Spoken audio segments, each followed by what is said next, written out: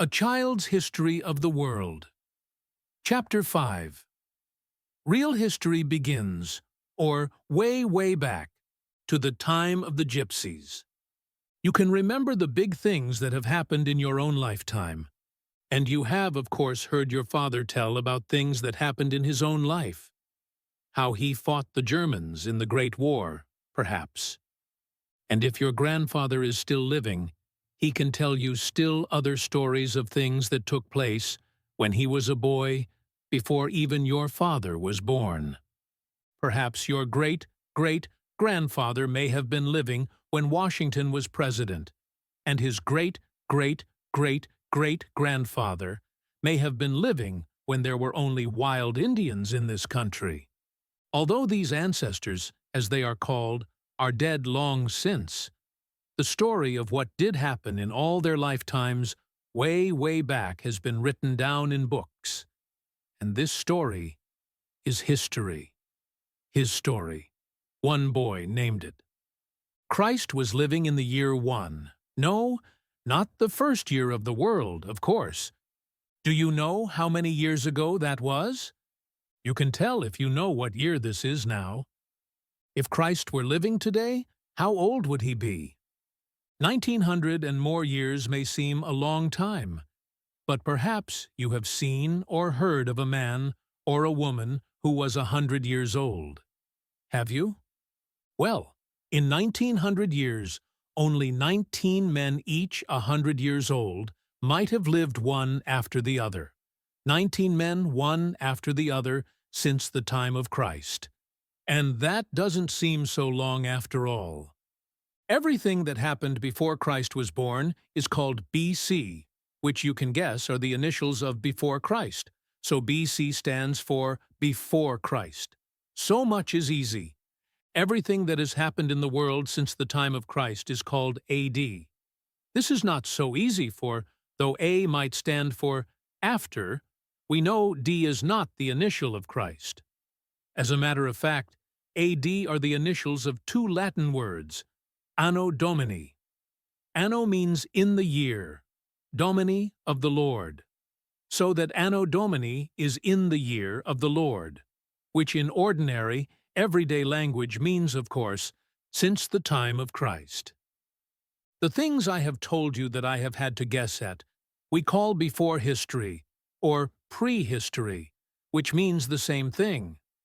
But the things that have happened in the lifetime of people who have written them down, the stories I don't have to guess at, we call history. The first history that we feel fairly sure is really true begins with the Hamite family. The Hamites, you remember, were one of the 3 families of the white race I have already told you about, who lived by the Tigris and Euphrates. We think that they moved away from the Tigris and Euphrates rivers and went down to Egypt long before history began. Of course, they didn't pack all their furniture on a big wagon and move to Egypt, as you might move from the house where you now live to another. They lived in tents then, and not in houses at all. And they only moved along a day's journey at a time, as campers or gypsies might do. In fact, gypsy is short for Egyptian.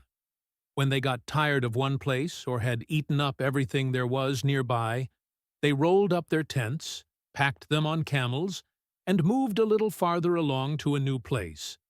And so camping here for a while, then gradually moving farther along to the next good place and camping there, they at last got as far off as the land we now call Egypt. When they finally reached Egypt, they found it such a fine country in which to live that there they stayed for good and were called Egyptians. Why do you suppose they found Egypt such a fine country in which to live?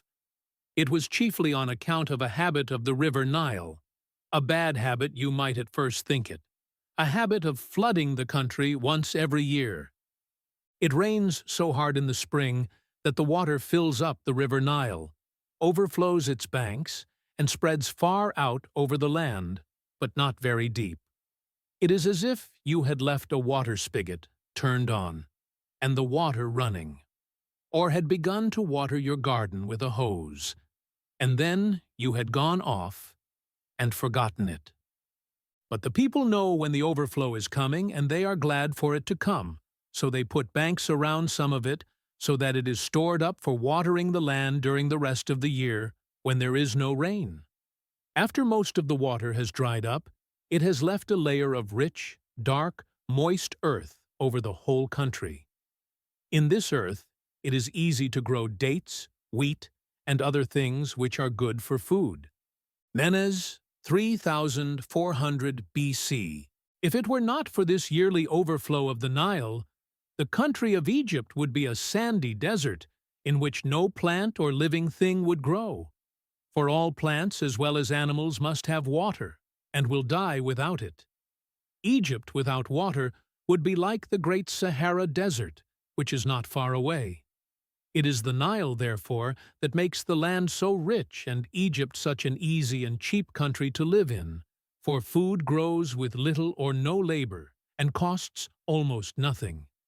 Besides this, the climate is so warm that people need little clothing and do not have to buy coal or make fires to heat their houses. So it was to this country that the Hamites at last came, finally settled down, and were thereafter called Egyptians. The first Egyptian king whose name we know was Menes, but we do not know much about him. We believe he built some kind of waterworks so that the people might better use the water of the Nile, and he probably lived about 3400 BC. He may have lived either earlier or later, but as this is an easy date to remember, we shall take it for a starting point.